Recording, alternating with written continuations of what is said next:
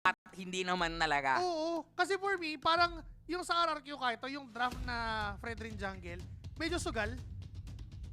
Considering na Lunox yun Lunox and Aling, tapos lalagyan mo ng Fredrin Jungle, talagang sinugal na nila na, teka, wala tayong damage. Okay, first, Masha. Parang gano'n na yung naging thought process ni Coach Okay. Pau.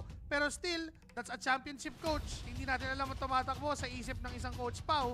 Meanwhile, for Coach Pacbet naman, ang kailangan niya ditong gawin, ano pa talaga yung ipa-priority natin ngayon, knowing na second pick tayo. Magbabago kasi yung tagpo dito eh. Ano ba yung ibibigay? Ano ba yung mismong ready tayong isakripisyo at pwedeng kunin ng kalaban natin? Tapos ano yung ipapalit natin, itatrade nating picks na dalawa? Which is, for the very MDL season for regular season, masasabi natin na parang gearing towards the blue side yung draft lagi. Kasi laging pinipili ng mga teams yung blue side. Ilang beses lang pinili ng isang team na nanalo sa toss coin yung red side. And yun po para bakit ba may nagka-flash screen, sino yung pumili, nagkakaroon kasi ang teams ng toss coin kung sino or saan side sila. And mapapansin nyo din dyan sa ibaba natin yung mga heroes na ginamit ng mga teams game number 1. Meaning to say, hindi na po nila pwedeng gamitin yung mga yan because we are in a global ban system. And wala nang link si James Banks, therefore, Grabe oh. RRQ Kaito will not ban out that lane. And you mentioned, si Coach Pau ang utak sa likod ng 5 games straight na global ban. Kaya hindi na bago sa kanya yung isipin na ganyan, na parang normal na sa kanya yung global ban, parang parang inhale, exhale na lang kay Coach Pau yung dating niyan. So alam niyo na yung kailangan gawin, might as well remove the Hayabusa pa para talagang i-dominate at i-control yung lane first pick kay Denjiro, and that is Grabe. the move from Coach Pau. Ayun. Kailangan ding tanggalin, kailangan din nilang irespeto and hindi nga talaga makaka-apekto yung paggamit ni Diba? ni Denjiro ng Fredrin kanina doon sa minds ng Lazy Esports, and that is a good sign. Masasabi mong alam pa rin nila at hindi sila na-tilt dun sa entering this game. Kasi makikita naman natin yun if mag-overthink ba yung isang team. Katulad ko, nag-overthink na ako agad na baka maka-apekto, pero pinapatunayan lang dito that Ling ban is a statement pa rin na alam pa rin nila or parang nakapag-reset pa rin sila from game number 1. Asas ang kukunin dito ni Mingguin, which is, ito din yung tumalo sa kanila kahapon ng game 1. Ginamit niya ng game 2. Alam niya na rin talaga kung bakit kailangan i-prioritize. And now for Lazy Esports, they could get the Aurora. Pwede na nilang kunin agad-agad to dahil ito yung madalas na pinapanlaban sa mga Jazz plus the Hylos. The Hylos Aurora, dahil ang job ng Hylos dito would actually be the absorbent. Diba? Siya yung mag-absorb ng damage ng alien. Tapos yung Aurora naman ay pang counter-engage. Pero Roger, mukhang... Eto ang tanong ko, James Pang Zero o Shizu Hero? Feeling ko, Shizu. Feeling ko Shizu.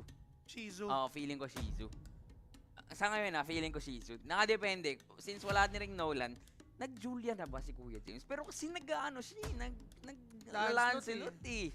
Lancelot Arlot nga yung possible pa for Lazy Esports. They could pull off yung Lot and Friends or the Dash Brothers. Tama. Di ba? For RRQ Kaito, could get the high loss, pero I really doubt.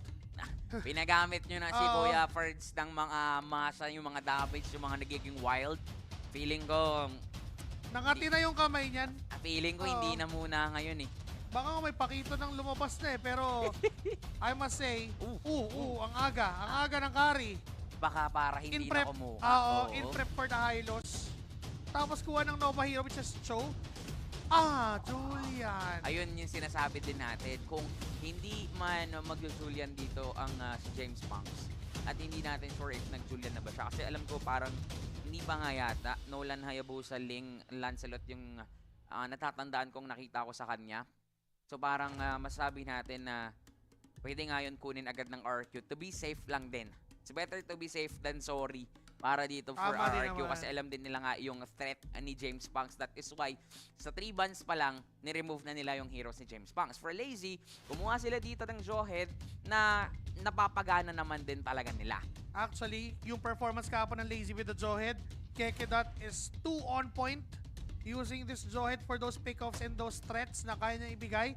And I still can see an Arlot Lancelot for Lazy Esports at Pwede. this moment. So if RRQ would ban out one, Wow. grabe yung respeto dito. Grabe. Or Joy. I'm looking at a Joy for Lazy Esports din dahil sa Kaja ban. Pwede din. Para hindi mapigilan, no? Or, wait lang. Kasi parang labanan din pala talaga to ng matitikas at malulupit na coaches, no? Oo. Kaya sa draft pa lang, mapapa-imagine din talaga tayo, mapapaisip din talaga tayo ng hindi lang pagdadalawang isip. Isa lang yung isip mo, pero magdadalawang isip ka talaga kung ano ba yung kukunin dito ng kabila, ano ba yung paprioritize natin. Si ano yan Oo. si Coach Pacbet na yan, tsaka si Coach Pau. Diba? Sinisimulan pa lang yung MLBB, nandyan na si Coach Pacbet Easy Coach Pao din naman sumusunod sa yapak eh. Diba? Nung mga pasimula ang MLBB, nandyan na yan eh. And, di ba? Hindi naman sa nandun na si Coach Pao, bata pa siya nun. Wala naman kami Oo. sinasabi. Ang Wala naman sinasabi kami namin, sinasabi. kasing tanda na nila yung MLBB. Parang pangit pa din. Pero okay lang, Ganun sige. na din. Bata Ganun pa din, naman si ganun, MLBB. Bata pa naman. I'm not surprised if this is gonna be a Franco ban for Lazy Esports. Pwede. Tapos si Coach Pao naman, hindi talaga siya naniniwala na Jizuhiro to, so nagban pa rin ng Harit. Baka din kasi wala talaga silang plano mag-Franco, so that removes the Franco ban din from Lazy Esports. Baka isipin, hindi mag-Franco yan kasi nagban ng Harit. So think real. Nagigil. Oo, di ba? And mas nag-iigting ngayon sa akin yung Joy pick for Lazy Esports. Pwede. Meron nga din akong naiisip na hindi naman pala pwede nang i-pull off yung Hanabi, wala palang shield sila makukuha dito. Oo. Pero ang hirap sa totoo lang basahin nung draft nila para dito, as in game number 2 na kasi. So, for RRQ, ano ba yung tatanggalin nila dito? Parang sa... Arlo. Oh, CZ. Oh. Specific target na to Oo. para kay Der. Pero it opens up the Arlot Lancelot. I mean, pwede pang kunin ni Der by this time yung Arlot agad-agad. Tapos mamaya na yung Lance. Feeling ko nga pwede na sila din dito magbarat kung si Kuya Der.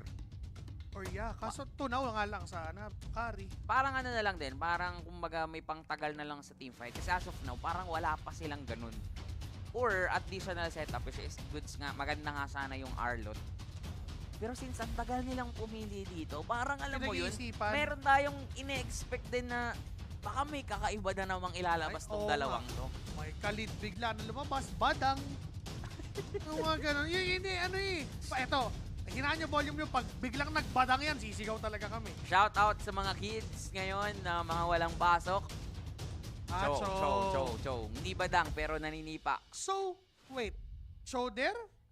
XP at show yata itong makikita natin. Or Chokeke? Tapos XP Joed? Ako, ano na lang nagpapaka-overthinker na lang ako. Wala na kasing imposible based dun sa mga pinakita Oo. nila kanina hindi na malabo na makita tayo ng Johead, XP, Johead Johead Jungle. Hindi na natin sure pero kasi yun yung maganda din sa global ban. Yata-test yung pag-iisip dito ng mga players, ng mga coaches. RRQ kulang sila ng rumor. And XP? Matilda kaya? Trip lang. Matilda Gatot. Sige. Gatot XP. Yung mga, Wala lang. Yung mga kakaiba na yung yung parang Oo. hindi talaga magda-dive pero sila na yan yung naglalaro kaya magda-dive na rin kahit anong sabihin natin. Naramdaman ko lang. Okay, Phobius pa Okay. din. May Phobius pa pala. So, na-overlook natin. Matilda pa rin. Matilda pa din. Grab. Grab. Okay. So, mas gusto nila aksyonan. Tong mga to kung kailan naman kami nag-overthink, saka naman Kaninang basic nang iniisip namin, panay kayo labas ng kung Nata. Okay. Okay. So, James Pang Zero na yung Roger. okay, which is tama lang din kasi may hirapan na siya. Wala nang option sa jungle Naubusan na talaga. Yung Lancelot, Mahirapan din. mahirap talaga sa totoo lang. So, safer dito yung Nathan on the gold lane para, alam mo yun, may pang free hit din dun sa likod. And lamang yung Nathan Sakari. Diba? Lamang siya dahil yung platito, tumatagos-tagos yan. Diba? Plus yung damage output kasi ng Nathan is magic and hindi siya na wind of nature ng carry. So technically, di mo na siya mabibigyan ng attack speed. Hindi mo pa siya hindi pa gagana yung wind of nature. So, for Nathan, para maging efficient siya enough dito is huwag siyang mamatay. Dahil, for sure, ang ikot ng RRQ Kaito would be around this Nathan because they know how to play Nathan. Alam na nila yan eh. Oo. Alam na ni Kuya CY yan. Ilang peligro na, ilang kaba na yung dinaanan ni Kuya CY para dyan sa Nathan na yan. So, definitely, if alam nila gamitin, alam din nila how to counter it. And mapapansin din natin dito na dalawang miyembro ng RRQ yung naka-purify. Better to be safe than sorry din sila if maibabato sila dito ni Kekedat or even si Panider. Tama tayo, this is a jungle Roger para kay James Punks and XP lane na show for Kuya Der. Tapos naka-concussive plus din. Ito yung hindi damage na show. Medyo hybrid. Yung balak gawin ni Kuya Der for that added sustain. And doon din naman yung plano ni Kekedat pala. Alam din niya na okay, si Shizu yung pupuhunan na ni Xnova. Therefore, doon din muna ako. Kaso dito rin si Dengero. Tingin nyo ba mag-game 2 pa to? Or mag-game 3 pa to? Game 2 na pala. Game 2 na, hindi pa ako nakakamupun sa game 1 eh. Tingin nyo ba mag-game 3 pa to? I-comment nyo naman dyan sa baba. Kasi parang first blood na, kuha nga agad-agad ng Lazy Esports. Mukhang alam talaga nila paano pagaganahin yung lineup nila. Yung Johed, no? Parang kabisado ni Kuya Keke. Diba? Ano, parang yun Ayan. lagi yung plano. Ayan. Oo, may inaambana naman. Purify. Yun lang yung gusto niya. Sa totoo lang, mapapurify dito si CY, lamang na sila doon.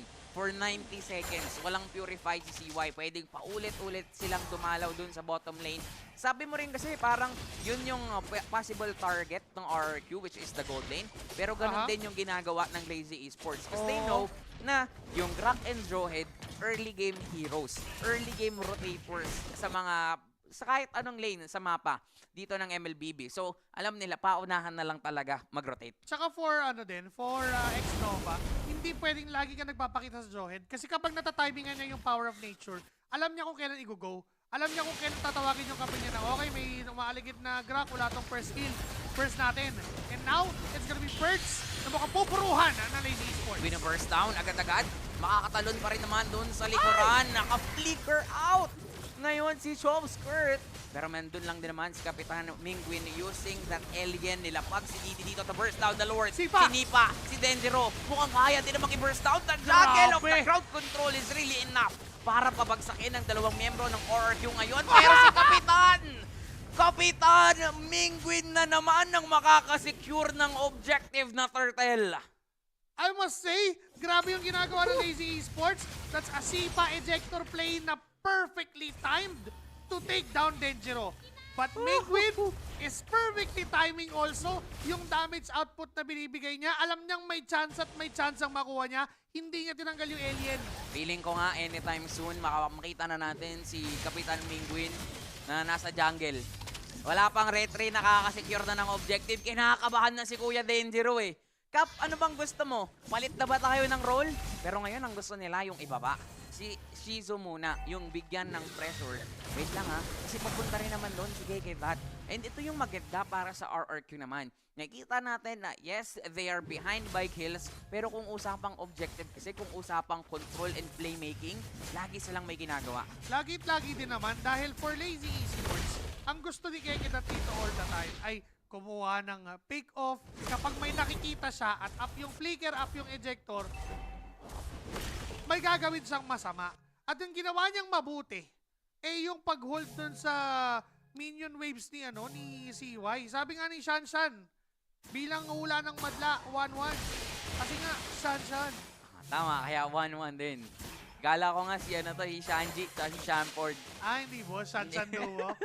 Iba yun boss. Pero 1-1 yung ano niya, 1-1 yung 1-1. hula niya dito. Naniniwala siya na Lazy Esports yung makakuha ng game number 2. And 3-0, hindi naman malabo na Lazy yung makakontrol sa game. Pero hindi din kasi malabo na alam ng RRQ na okay lang sa kanila yan. Oo, tsaka ano yung nangyari nga nung game number 1? Di ba ito? Teka lang, may wild charge na naman.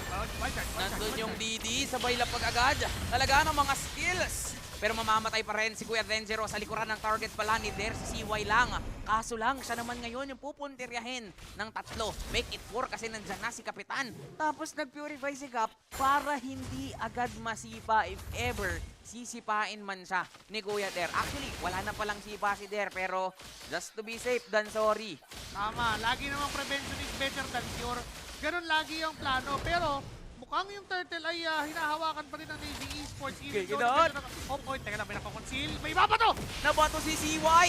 Tapos na first down ni Job Skirt, pati ni KK Dot. Yung mismong entropy din kasi Buhay pa! si Tizu. Mabubuhay pa nga si KK Dot. Talo naman si Ferds. Dun sa likuran, pinatay lang si Kuya James Punks. Kung ikaw may million moves, ako naman may million jumps. RRQ makakasecure ng turtle. The man with the million moves, saka the man with the million jumps. Ang daming nga naman kasi Anli na yan. Sa sarili niya na yung nagpuprok nung mga patalon-talon, yung Infernal Pursuit ng isang Povius. At kaya naman yun yung lakas na pinapakita ni Ferds ngayon. Yung zone, sobrang taas na potensyal para sa isang Povius. Talagang harapan lang niya. Kaso minsan delikado yung pagharap-harap na ganyan. Apat kasi din yung nakaabang eh. Pero nandun naman din si Tizu. Nandun na naman yung alien ni Kapitan Mingpin para lang mapalayo yung kalaban. Para lang mapigilan ang Lazy Esports. Alam naming meron ng bagyo ngayon. Kaya ito, signal number 2. May alien na nilapag. Alien na agad yung signal number 2 pa lang. May alien na nakasama yung ulan.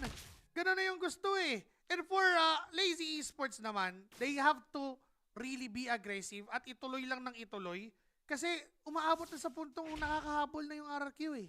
Nakikita nga natin na sa totoo lang kahit na lamang sa kills ang Lazy, Uy. yung RRQ kasi nananalo sila sa objectives. 2 turtles na yung nakuha nila, pangatlo, hindi malabo kung saan nila din mapunta. So for Lazy, they really need a pick of first before tayong makita ng Uy, objective eto na yata. takedown. Ito yata yung pick off nun, pero ni-retry na ni Kuya Dangerous. Sa likod pala yung sipa kay First. Tinatry nilang i-first down. May laser pero talon na naman ang talon. Si Kuya mo First mabubuhay hanggang sa ngayon. Mamamatay pa nga si KK Dot at tuloy yata yung tapa ngayon ng RQ. Dangerous on the front. Pero si Kapitan Mingwin pa rin makakasecure ng kill na yon. Hindi na nga muna aantayin yung turtle kasi Torre muna ang gusto nilang kunin. Yung ginawa ng RRQ for the past 7 minutes, lagi lang silang okay. Wag lang tayong papalamang ng sobra. Lagi lang tayong kuha ng mga kaya nating kunin kahit natatalo tayo doon sa trade-off. Basta pag dumating yung perfect timing, na nakakuha tayo ng isang magandang pick-off, yun na yung time. Doon na tayo aalagwa. Doon na tayo o-overtake sa kanila. And yung turtle, nakuha na nga ng RRQ kahit tulad ng sabi mo. And for Kekedat, medyo nahihirapan siya kasi si Ferds na mismo yung humaharap sa kanya eh. Alam talaga ng RRQ yung tamang panahon. Feeling ko kung nagkasabay ang RRQ kahit o sa Pinas at Aldab Nation, baka nagkatuluyan pa yung dalawang yun. Pero hindi ganun yung nangyari. Boss! Ibang panahon kasi. Iba. Ibang panahon. Ibang timeline. Kahit nga masama yung panahon for RRQ, nag-iinit pa rin talaga sila. And for Lazy Esports, sila naman yung kailangan mag-tiis dito. They have KK that, they have there with those setups. So anytime, alam mo yun, makaka-expect din naman sila ng play mula dito sa dalawang kakampi nila. Parang ang nangyari, napaaga yung pag-fall down ng power spike nung Johet Gom na iba to ngayon. Si X-Nova makakatakas. No, sir! Nanlambot yung bato, pero kapalit ng buhay nin ni KK Dot. Andito na yung mga miyembro ng Lazy. Pero alam pa rin talaga nila yung mismong sakit nung alien ni Kapitan Mingwin. At ngayon for Lazy, hindi na nila ipipilit yun. 1-for-1 trade. Roamer para sa roamer, Lazy Esports, nagtitiis hanggang sa ngayon. Tsaka yun na yung natutulog na problema ng Lazy Esports, no? Yung alien. Kasi kahit anong engage na gawin nila, makigulat ka na lang may nakaharang na alien sa harap mo. Si Der, bago makapasok, tumata mo ng mga 3 segundong damage mula sa alien. Diba? Even itong si Kekedat, kapag naipit siya sa gitna, after niya gawin yung trabaho niya na, okay, engage tayo, mag-ejector ako ng isa, automatic parang kinukuha siya pabalik ng RRQ kahit to. And this time there, nakita niya yung papalapit na miyembro ng kaharian. Kaya aantos na rin naman ng tuluyan, naka-group up na ang RRQ Kingdom. Nakikita nga natin na paulit-ulit kasing gumagawa ng play yung RRQ. Ito yung na-point out na rin natin kanina. That even though that they are behind, paulit-ulit silang sumusubok. Diba? Yun yung kasabihan natin eh. Try and try until you succeed. Succeed, hindi until you die. Kasi for now, ang pagkakamatay dito, kasalanan na. Diba? Maaga na kasi late game ngayon eh. Dahil sa Assassin Meta. Pag 9 minutes, parang late game na para sa'yo yan eh. Mamaya pa maglalaro si Sinful pero kasalanan na. Baka mapuno ka rin ng kasalanan kapag namatay ka ngayon. So for Lazy, nagiging maingat din sila. Especially, kailangan nila dito si Shizu. Ngayon, si Der, sumisilip. Ito yung sinasabi natin, di ba? Kapag ikaw ay explain, ngayon sa current meta, ikaw ang second roamer. Oo. Ikaw ay isa ding taga-setup. Kaya naman nag-aambahan tong dalawang to. Look at first. Iba na yung istorya ngayon na first down agad-agad. Wala na nga contest na nagawa pa ang Lazy Esports. First, popping the vengeance at mukhang kakalmutin lang din siya dun sa likuran. Kahit tumalon ka, kaya kang kalkalin ni Kuya mo James Punks. May conceal play, nagkakabol mga miyembro ng Lazy. Ang sipag nilang habulin ang RRQ pero hindi na nila ipipilit. Hahawakan lang pala ni KKDat yung pesto. Teka. Kinagat lang nung aso doon ni Ay, Denjiro pero ano? nabato pa rin siya. Nandun na rin yung sipa. What a beautiful pick-off mula dito sa Lazy Esports. Pagkasipa, na ejector, na frozen, hindi na nakagalaw yung Denjiro. Ngayon for RQ, kahit still they have the Lord. Kahit papano ay makakapush pa naman sila din, makakabasag ng outer turrets. Pero ang mahalaga for Lazy Esports, kaya nilang gawin pa rin yung pick-off nila. Kaya pa rin nilang pick-off kahit isa. And if that pick-off will go to the right person, pwedeng madali ang RRQ kahit dito if ever na si Mingwin yung mawala. If ever yung carry yung mawala. Ay! Tulad niyan! Kahit sino pwede nang mawala at ngayon, pwede na silang mag-transition agad dun sa Lord. Sinasabi pa lang natin yung mga potential na pwedeng mangyari pero RRQ mukhang pinaparamdam sa kanila kung ano yung ginawa nila kanina. Yung Johed Aurora, yun na talaga yung bagong Johed Eudora. Diba? Hindi mo kailangan na super mataas na damage para i-burst. Ang mahalaga, pagkabato, hindi na makakatakas yan kung sino man yan. Diba? Even the Grok, natunaw na lang din. Well, syempre, nandun din naman yung damage na ibang members sa Lazy Esports. Pero, paano nga kung kay Sai mangyari? Paano nga kung kay Mingwin mangyari? Although, yes, may Purify sila. Paano kung matimingan na wala silang Purify?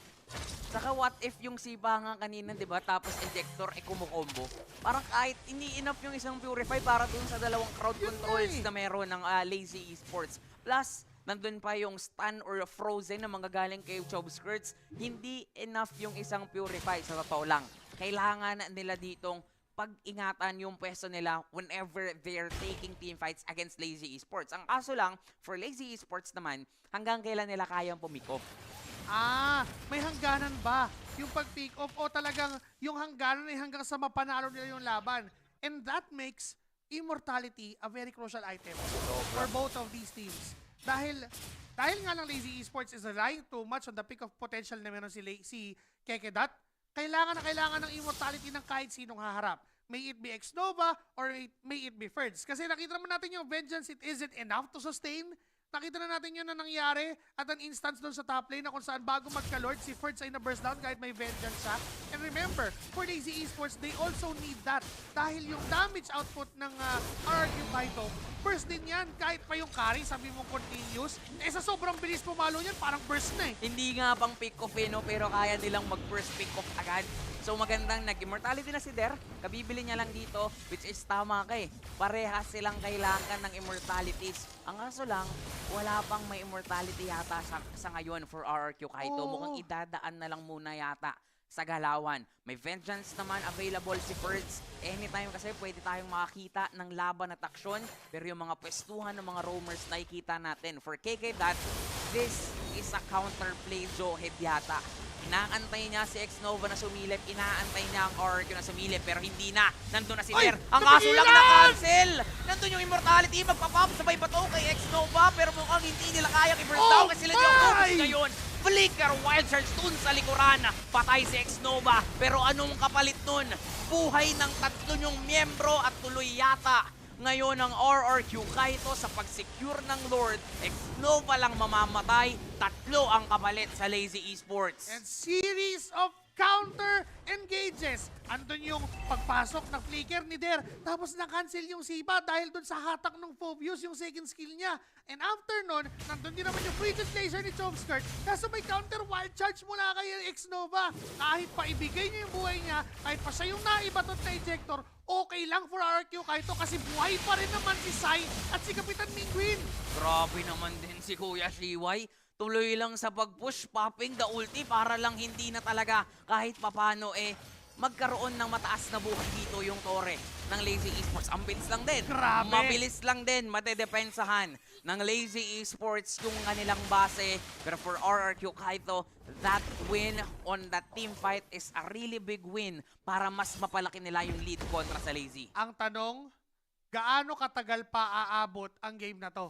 Kasi nakikita natin yung damage ng Lazy Esports, parang kaya pang tumipensa dito. Nagmamadali yata ang buong miyembro ng Ay! RRQ. Si Siwa yung nakita, pero sige, si Danger na lang. Pinagaw! Nandun yung wild charge mula kay Xnova. Gusto niyang isalba yung tropa niya, pero hindi na yata kaya. Naghahabol ngayon yung Lazy Esports. Si Dir! Nandyan yung Didi, nandyan yung Alien ni Kapitan Mingwin. At siya yung pupuntiryahin. Nag-U-turn na naman yung Lazy. Akala mo nasa Commonwealth pa uwi ng bootcamp. Si Kapitan Mingwin, tinala. O gusto mo dito sa bootcamp? Tara muna, bisita ka muna. Pinabisita ng Lazy si Kapitan sa bootcamp ng Lazy Esports. Kaya naman dalawa na lang matitira for RRQ Kaito. And again, gaano katagal pa ang aabutin ng game na to dahil buhay na si Xnova, buhay na rin si Dangero. For sure, kahit pa paano makakadepensa ng inhibitor turrets, pero outer turrets mukhang makukuha na ng Lazy Esports. Saka yung confidence yung tapang na nakukuha nila because of those plays. Hindi pa rin sila sumusuko dito sa laban. Puso lang ng puso. Attendance check po. Nandyan po ba si Chantel at si Brigida sa venue? Parang tumatagal po eh. Parang lumulong games tayo eh. Parang kailangan na yata natin ng anti-Chantel and Brigida powers. Pero ngayon, for Lazy Esports, ang kailangan nilang gawin dito yung ginagawa ng RRQ kanina ng Game 1. Yung gulat. Yung sama-samang gulat. Knowing na up yung flicker ni Kekedat dito, pwede silang bigla-bigla na lang nabigyan kahit sino. Huwag kayong magugulat pag kami din nagugulat, ha? Oo. Kasi, nakita. Nabisonan ni Xnova. Pero magkaiba ng pwesto eh. Nasa baba yung buong tropa ng Lazy. Nagkakatago-taguan. Commonwealth sa Lazy. Santa Santa Lucia Lucia. sa RRQ. Ibang iba yung meet-up pero yung landmark nandito. Nandito yung Lord. Ito yung eyeball. Ito yung meeting place. Grand Eyeball. Ano ang ETA?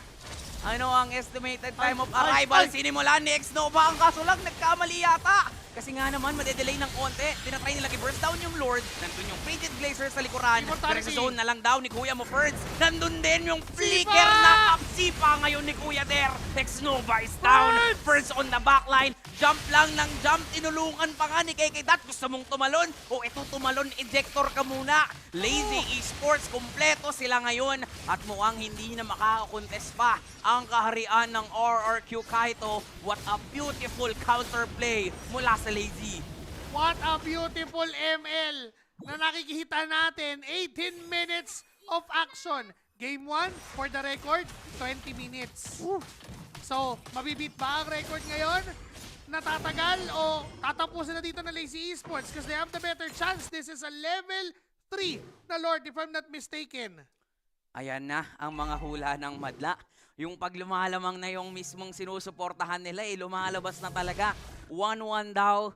Shoutout sa'yo kanina, hindi ko na nabasa yung pangalan mo. Pero eto, naniniwala pa rin si Kuya Tin. 2-0 for RRQ. Pero kaya ba talaga? Eto, binalik. Salamat sa ating prod team. Awel Abda. Ang hirap naman. Oo, ang hirap basahin. Si AUE Labda. Pero ngayon, it's time na ba for Lazy Esports na tapusin at i-extend ang Serie 2 game number 3? Kakatok yung Lord. Hindi na madedepensahan pa. Sinaraduhan pa nga eh. Diyan lang kayo sa Commonwealth. Diyan lang kayo. Pero hindi mapipigilan yung sipag at agap ng buong Lazy Esports sa pagkatok sa base ng RRQ Kaito.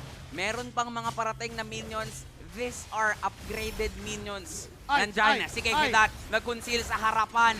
Dito, binato si Ferds. Ang tanong, kaya bang i-burst down? Frigid Glacier, magagamit lang din naman. Pero parang yung depensa ng RRQ, yung mangingibabaw. May Sipa kay Dangero, pero parang hindi nila mababurst down. Talo na naman si Ferds. Immortalities are popping after Immortalities. Nakapatay si James Box ng isa. Dangero and Xnova na lang ang matitira para dumepensa at mukhang hindi na aantayin pa ng Lazy Esports yung Lord. Yung minions yung aantayin nila kasi may parating dun sa taas at sasalubungin yung gitna. Ngayon ang tanong, Denjiro and Xnova, kaya nyo bang depensahan ang kaharian mula sa Lazy Esports na talagang sinisipagan ngayon? Nandun na naman yung combo. Lazy Esports will force a game.